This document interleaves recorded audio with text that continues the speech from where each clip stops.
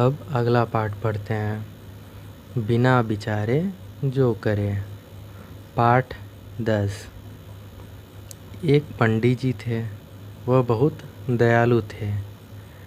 वह एक बार एक रास्ते से जा रहे थे तो उन्हें एक नेवला दिखाई दिया जो रो रहा था। उसके पास उसकी माँ मरी हुई थी।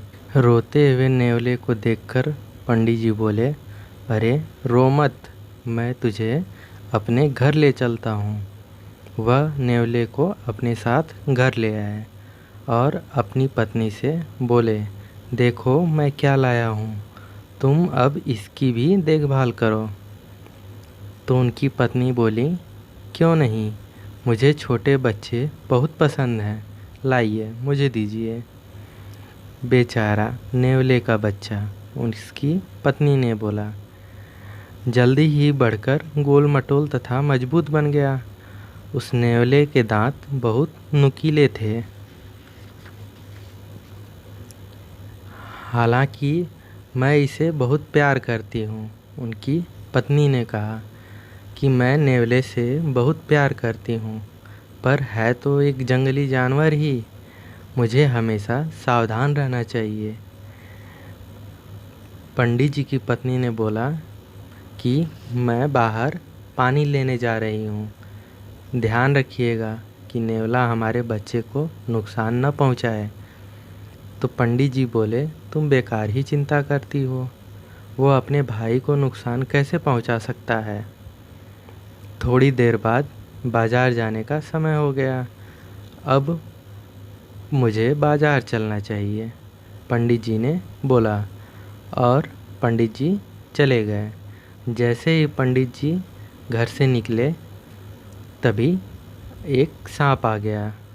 तो नेवले ने कहा, अरे सांप, ये मेरे भाई को काट लेगा। तो फिर नेवले ने उस सांप से अपने भाई को बचाने की कोशिश की। जब तक मैं यहाँ हूँ तब तक तुम ऐसा नहीं कर सकते, नेवले ने सांप से कहा। और नेवले ने सांप को मार गिराया और नेवले ने कहा, अरे वाह, मैंने इसे मार डाला। मुझे अब माँ को बताना चाहिए कि मेरा भाई सुरक्षित है।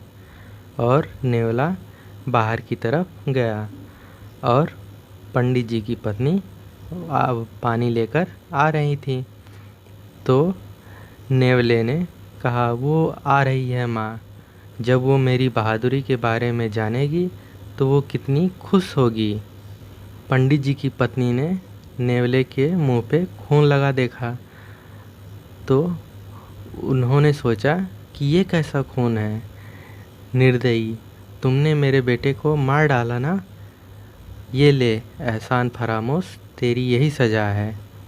और पंडित जी की पत्नी ने नेवले को मार दिया और अंदर गई और ये चिल्लाते हुए बोली, हाय मेरा बच्चा, आखिर मैं यहाँ से गई ही क्यों। अंदर जाके उन्होंने देखा, अरे सांप, नेवले के मुंह पर खून, मैंने गलत समझा, नहीं ये मैंने क्या कर दिया। मैंने नेवले के मुंह पर खून देखकर तुरंत ही क्यों निष्कर्ष ले लिया। मुझे ऐसा नहीं करना चाहिए था, मुझे सबसे पहले बच्चे को देखना चाहिए था। नेवला तो मेरे बच्चे को बचाया, ये मुझसे बहुत बड़ी गलती हो गई। बिना सोचे जो भी कार्य करता है उसे बाद में पछताना पड़ता है, तो कोई भी काम करने से पहले सोचना चाहिए। तो चलिए दोस्तों, अब कुछ कठिन शब्द देख लेते हैं। जैसे पहला शब्द है दयालु। दयालु का मतलब होता है कोमल हृदय वाला। अगला शब्द है नुकीले। नुकीले मतलब सुई के समान शीर्ष पर या सबसे ऊपरी भाग पर नुकीला हो, एकदम, जिसको चोंक बोलते हैं। अगला शब्द है सावधान। सावधान का मतलब होता है सचेत या सतर्क रहना। अगला शब्द है सुरक्षित।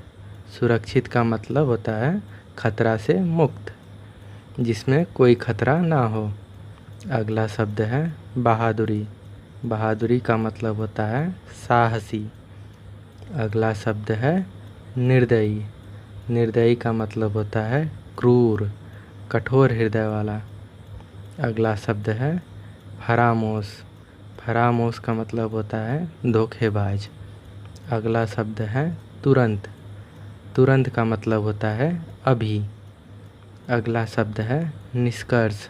निष्कर्ष का मतलब होता है परिणाम या रिजल्ट जिसको बोलते हैं। तो चलिए अब अभ्यास देख लेते हैं। पहला है बताओ। तो पहला प्रश्न है, पंडित जी नेवले के बच्चे को अपने घर क्यों ले आए? तो पंडित जी नेवले के बच्चे को अपने घर इसलिए ले आए क्योंकि उसकी माँ मर गई थी और वह रो रहा था। अगला प्रश्न है, नेवले ने सांप को क्यों मारा? तो नेवले ने सांप को इसलिए मारा क्योंकि सांप उसके भाई को मतलब बच्चे को काट लेता। अगला प्रश्न है, यदि पंडित जी की पत्नी के स्थान पर तुम होते तो नेवले के मुंह पर खून देखकर क्या करते?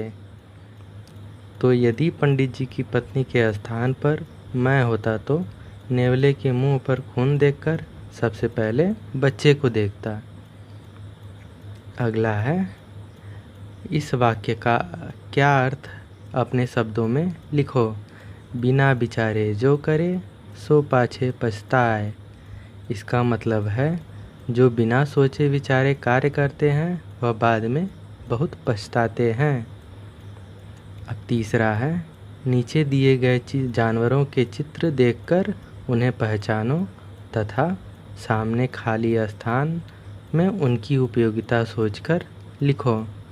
जैसे पहला चित्र है गाय का, तो गाय की उपयोगिता है कि गाय हमें दूध देती है, गाय गोबर देती है, गोबर से खाद बनता है और गोबर से ईंधन बनता है जिससे खाना पकते हैं, भोजन पकता है।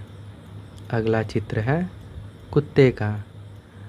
कुत्ता की उपयोगिता है कि कुत्ता वफादार होता है, वह अपने मालिक से धोखा नहीं करता और कुत्ता घर की रखवाली करता है और लोगों के साथ में खेलता है।